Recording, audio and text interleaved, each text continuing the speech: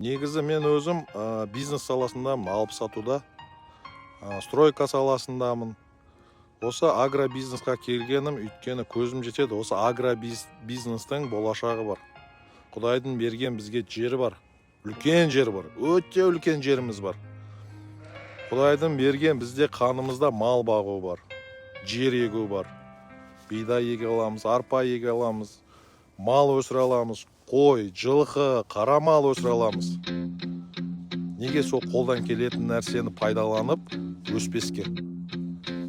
Сіз қазір қораңызға барыңыз да қараңыз, сізде 20 қой болса, соны 10 есе көбейтіңіз, 200 қылыңыз, 2000 қылыңыз, бірігіп 20 мың қылыңыз.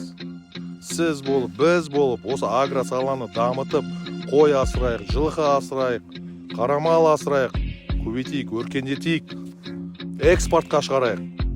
Неге біз соншалықты үлкен жерді иелене отырып, біз қасымыздағы тұрған өзбек ағайындар тойдырамай жатырмыз? Соншалықты бізде үлкен жерде малымыз аз ба? Желание жоқ па? Болашақтың бәрі осы агро салада. Мен айтпаймын, телефон ойлап табайық, машина ойлап табайық, бір ноу-хау істейік деп. Істейік, арамызда бар. Оған басы жететін ниеті бар адамдар бар. Олар жетеді. Бірақ жалпылама барлығымыз оның бәрін білеміз деп мен айта алмаймын. Қолдан келетін тірлік агро саласы ма, егу, мал бағу ма, соны дамытайық.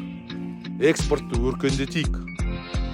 Қазір сізде 20 қойыңыз немесе 2 бұқаңыз болса, соны 10-ға көбейтіңіз, 100-ге көбейтіңіз. Бірігейік. Туғызатын туғызсын, бордақылайтын бордақыласын, сататын сатсын. Біз бір-бірімізге конкурент емеспіз. Біз 20 миллион халықпыз. Сондай жерде біз 20 миллион халықпыз. Біз Қытай сияқты 2 миллиард емеспіз. Міне біз қазір өкімет болып, бизнесмендер болып, шекараны ашып жатырмыз, экспортты өркендетіп жатырмыз. Ал оған сататын товарымыз жетпейді. Малымыз жоқ дейміз. Көбейтейік та. Сіз болып, біз болып, өкімет болып, осы тірлікпен айналысайық та, қолдан келетін тірлікпен айналысайық. Көрдік қой, мына карантин уақытысында барлық нәрсе тоқтады. Тамақ тоқтаған жоқ. Той тоқтады. Туризм тоқтады. Көп нәрсе тоқтады, бірақ тамақ тоқтаған жоқ. Сол тамақты біз шығарайық. Неге? Өйткені мен ертеңгі күні бай мемлекетте тұрғым келеді. Неге? Өйткені мен осы мемлекетте туылғанмын. Менің бала-шағам осы мемлекетте туылған. Мен қазақ жерінде туылғанмын.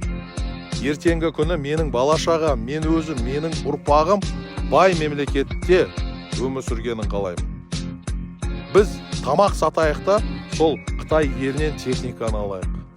Біз тамақ сатайық та, Lexus алайық. Біз тамақ сатайық та, iPhone алайық. 5 қой сатып, iPhone алып атсақ, 100 қой, 1000 қой сатып, Lexus мініп атсақ, бізден бай мемлекет болмайды.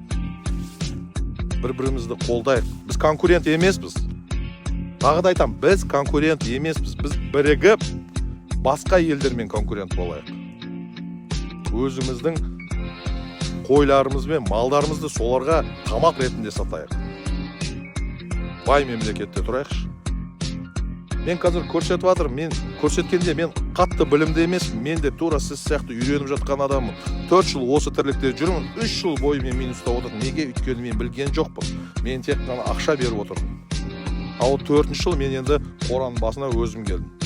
Көрейші осы, укол қандай салу керек, қалай тамақ беру керек, қалай өлтірмеу керек, қалай туғызу керек деген нәрсені үйреніп жатқан түрім бар. Мен сіздерге көрсетейін, керегін алыңыз, керек емесін сырып қоясаңыз. Бір-бірімізге үйретіп, бір-бірімізді қолдайық. Обратно айтам, біз конкурент емес, біз конкуренттің бәрі шетелде. Мен ойлаймын, сіздер түсіністікпен қарайсыздар деп. Жаңа айттым ғой, қораңызға барыңыз да көріңіз. 20 қойыңыз тұрма, елестетіңіз. Мечтать етіңіз. Мынау 20 қойым 100-ге көбейтсін. 2000 қой болсын. Менің бала-шағамда 2000 болсын. Мен немеремде 20 мың болсын деп. Үйретіп, бір-бірімізді үйретіп, үлкен жетістіктерге жетейік. Сіз болайық, біз болайық, бай қуатты болайық. Пайдалы іспен айналысайық. Міне қазір өкімет тарапынан одақтар құрылып жатыр. Бизнесмендер, мал өсірушілер одағын құрды. өкімет кредит беріп жатыр, субсидия беріп жатыр, солардың бәрін заң жүзінде тура жолмен қолданайық.